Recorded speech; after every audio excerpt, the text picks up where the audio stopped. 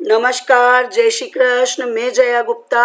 इस वीडियो में मैं इस वर्ष 2024 को दीपावली कब मनाएं, लक्ष्मी पूजन कब करें, इसकी जानकारी दे रही हूँ। क्योंकि माँ लक्ष्मी की पूजा एक सही मुहूर्त में की जाए, शुभ मुहूर्त में की जाए तो हमारे धन धान्य के भंडार भर देती है। और इस साल ये एक बहुत बड़ा कंफ्यूजन चल रहा है कि माँ लक्ष्मी की पूजा 31 अक्टूबर को की जाए या 1 नवंबर को। तो मैं इस वीडियो में यही आपको जानकारी दे रही हूँ। अंत तक आप मेरा ये वीडियो देखिए ताकि आपको पता चले कि किस शुभ मुहूर्त में और किस दिन माँ लक्ष्मी का पूजन किया जाए, ताकि माँ लक्ष्मी की कृपा आप पर साल भर बनी रहे। आपने मेरे चैनल को सब्सक्राइब नहीं किया हो तो मेरा निवेदन है कि मेरे चैनल को सब्सक्राइब कीजिए, बेल आइकन को हिट कीजिए ताकि मेरे नए वीडियोस के नोटिफिकेशन आपको तुरंत प्राप्त हो जाएं। तो आइए देखते हैं इस वर्ष दीपावली कब मनाएं और लक्ष्मी पूजन कब और किस मुहूर्त में करें।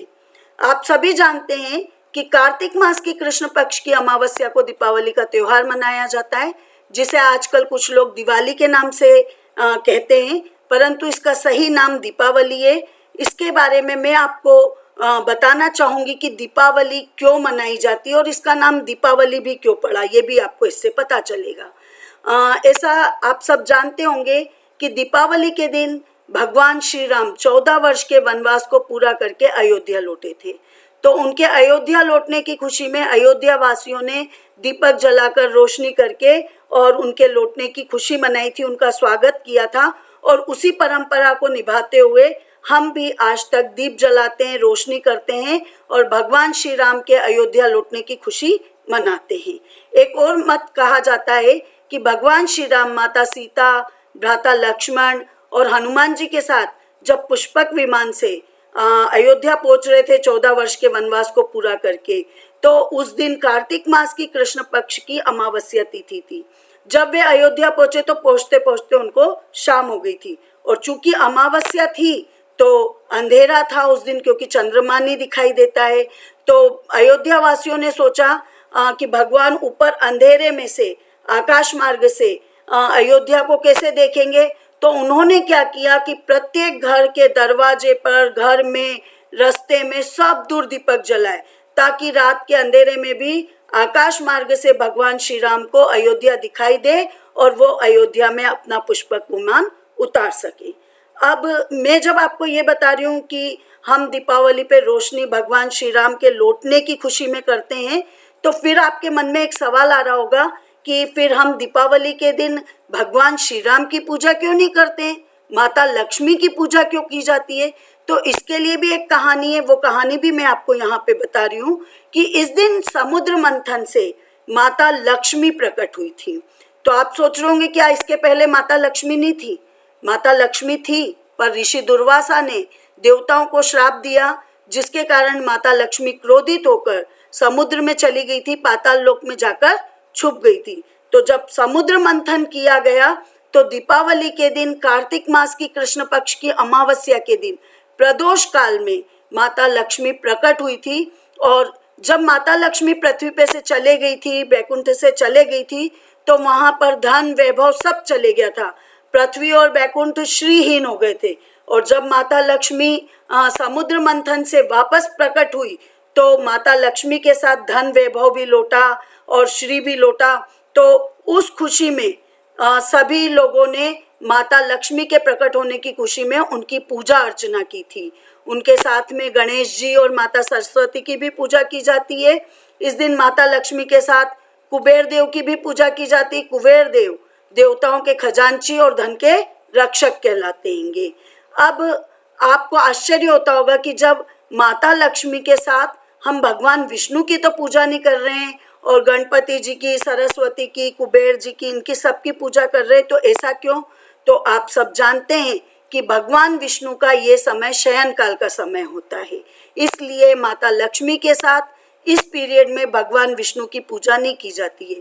क्योंकि भगवान विष्णु देवशयनी एकादशी से लेकर देव उठनी एकादशी तक 4 मास तक शयन करते हैं, तो इस पीरियड में उनकी पूजा नहीं की जाती है।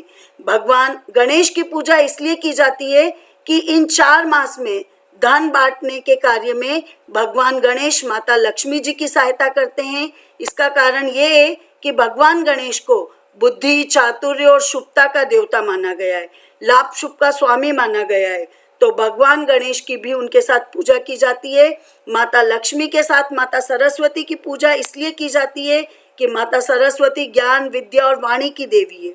बिना ज्ञान और विद्या के धन का आगमन तो हो सकता है, पर उसको हम संभाल नहीं सकते, मैनेज नहीं कर सकते, उसको रोक नहीं सकते। तो उसके लिए हमें ज्ञान और विद्या की भी आवश्यकता होती है, जिसके लिए हम माता सरस्वती की पूजा करते हैं ताकि उनकी कृपा भी हम पर बनी रहे। अब बात करते हैं इस वर्ष 2024 में दीपावली किस दिन मनाई जाएगी। तो मैं आपको बता दूं कि इस वर्ष कार्तिक मास के कृष्ण पक्ष की अमावस्या तिथि 31 अक्टूबर को दोपहर 3:52 से शुरू हो रही है, जो कि 1 नवंबर को शाम को 6:16 पे समाप्त होगी।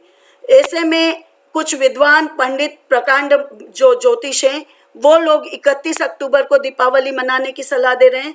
तो कई विद्वान पंडित 1 नवंबर को दीपावली मनाने की बात कर रहे हैं। अयोध्या में दीपावली का त्योहार 1 नवंबर को मनाया जाएगा, जबकि काशी के पंडितों के अनुसार दीपावली 31 अक्टूबर को मनाना ही ज्यादा शुभ फलदायी होगी। इस दिन पूजा करने से माँ लक्ष्मी की कृपा ज्यादा मिलेगी आपको। साथ ही वृंदावन के बाके बिहारी मंदिर, नाथद्वारा के श्रीनाथ जी मंदिर, तिरुपति देवस्थानम और द्वारकाधीश मंदिर में भी दीपावली का पर्व 31 अक्टूबर को ही मनाया जाएगा।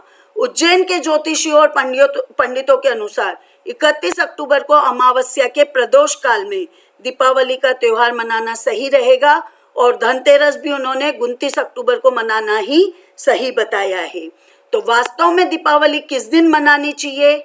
इस वर्ष अमावस्या तिथि 31 अक्टूबर और 1 नवंबर दोनों दिन पड़ रही है, जिसके कारण भ्रम की स्थिति उत्पन्न हो गई है। तो आपको मैं यहाँ बता रही हूँ कि तकनीकी तौर पे अमावस्या 1 नवंबर तक है, पर दीपावली का त्योहार लक्ष्मी पूजन स्पेशली 31 अक्टूबर को ही किया जाना उचित है, क्योंकि 31 अक्टूबर को दोपहर 3:52 से शुरू होकर अमावस्या की तिथि 1 नवंबर को शाम 6:16 पे समाप्त हो रही है, और उसके बाद प्रतिपदा यानी पड़वा तिथि प्रारंभ हो जाएगी। और शास्त्रों के अनुसार पड़वा तिथि को दीपावली नहीं मनानी चाहिए। उस समय हम लक्ष्मी पूजन करते हैं तो वो उतना शुभ फलदायी नहीं होता है जितना कि अमावस्या की तिथि पे लक्ष्मी पूजन करना शुभ फलदायक होता है। दूसरा कारण ये भी है कि 1 नवंबर को निशिता मुहूर्त नहीं मिलेगा आपको, तो इसलिए भी दीपावली 31 अक्टूबर को मनाना ही शुभ है। निशिता मुहूर्त वो मुहूर्त होता है जब हम रात्रि को 12 बजे माँ लक्ष्मी की पूजा करते हैं, तो उस मुहूर्त में जो पूजा की जाती है वो निशिता मुहूर्त कहलाता है। वो बहुत ही शुभ फलदायी मुहूर्त होता है। इसके बारे में जानकारी मैंने अपने एक वीडियो में दी हुई है, दीपावली पूजन कैसे करें। आप मेरे चैनल पर जाकर उस वीडियो को देख सकते हैं। इसके अलावा एक कारण ये भी है कि प्रदोष व्यापिनी और रात्रि व्यापिनी अमावस्या को ही लक्ष्मी जी की पूजा की जाती है, यानी जब संध्या से लेके पूरी रात को अमावस्या हो तो लक्ष्मी पूजन किया जाता है। और 31 अक्टूबर की पूरी रात को अमावस्या रहेगी, इसलिए 31 अक्टूबर की रात को ही लक्ष्मी पूजन किया जाना उचित और शुभ रहेगा। वैसे भी जो प्रदोष काल है वो 31 अक्टूबर को ही रहेगा, क्योंकि 1 नवंबर को प्रदोष काल 6:16 पे पड़वा तिथि लग जाएगी, तो प्रदोष काल तो पूरा हो ही नहीं पाएगा। और प्रदोष काल के बाद लक्ष्मी जी समुद्र मंथन से प्रकट हुई थी, तो प्रदोष काल के बाद या प्रदोष काल में माँ लक्ष्मी जी की पूजा करना ज्यादा शुभ फलदायी होती है। इसलिए भी 31 अक्टूबर को दीपावली का त्योहार मनाना और लक्ष्मी पूजन करना सर्वोत्तम रहेगा। इसमें सूर्य उदयात तिथि नहीं देखी जाती है, इसलिए 1 नवंबर को हम यदि लक्ष्मी जी की पूजा नहीं करते हैं तो उसका कोई दोष नहीं रहेगा, और 31 तारीख को ही ये पूजा करना सर्वोत्तम रहेगा। दीपावली प्रदोष व्यापिनी अमावस्या में मनाई जाती है, जिसमें उदय तिथि यानी सूर्य उदय का कोई लेना देना नहीं होता है, इसलिए भी अमावस्या की तिथि 31 अक्टूबर को मानी जाएगी। अब मैं यहाँ आपको 31 अक्टूबर को लक्ष्मी पूजा के 2 शुभ मुहूर्त भी बता रही हूँ। पहला प्रदोष काल का जो मुहूर्त है वो शाम को 6:27 से रात को 8:32 तक रहेगा, और दूसरा निशिता मुहूर्त जो होता है लक्ष्मी पूजा का वो 11:39 से देर रात 12:31 तक रहेगा। तो 31 अक्टूबर को ये 2 शुभ मुहूर्त भी है लक्ष्मी पूजा के लिए। तो जो 5 दिवसीय दीपमालिका का त्योहार हम मनाते हैं उनकी तिथियां मैं आपको सारी बता रही हूँ। 29 अक्टूबर मंगलवार को धनतेरस यानी धन्वंतरी जयंती मनाई जाएगी। 30 अक्टूबर बुधवार को रूप चौदस, नरक चतुर्दशी या छोटी दिवाली जिसे हम कहें वो मनाई जाएगी। 31 अक्टूबर गुरुवार को दीपावली और लक्ष्मी पूजा की जाएगी। उसके बाद गोवर्धन पूजा 1 नवंबर को नहीं की जाएगी, क्योंकि गोवर्धन पूजा हम सूर्य की उदय तिथि के अनुसार मानते हैं। तो वो हम 2 नवंबर शनिवार को करेंगे गोवर्धन पूजा और अन्नकूट महोत्सव, और 3 नवंबर रविवार को हम भाई दूज का त्योहार मनाएंगे। इस तरह से यदि आप त्योहार मनाते हैं 5 दिवसीय दीपमालिका त्योहार, तो वो आपके लिए बहुत ही शुभ और मंगलमय होगा। आपको ये जानकारी बहुत ही काम की है, इसे आप अपने मित्रों को, रिश्तेदारों को, सभी को शेयर कीजिए। आपको वीडियो अच्छा लगा है तो उसे लाइक कीजिए। आपकी दिवाली शुभ हो, मंगलमय हो। माँ लक्ष्मी धन धान्य के भंडार आपके यहाँ भरे रखे। आपको वीडियो पसंद आया है तो इसको लाइक कीजिए।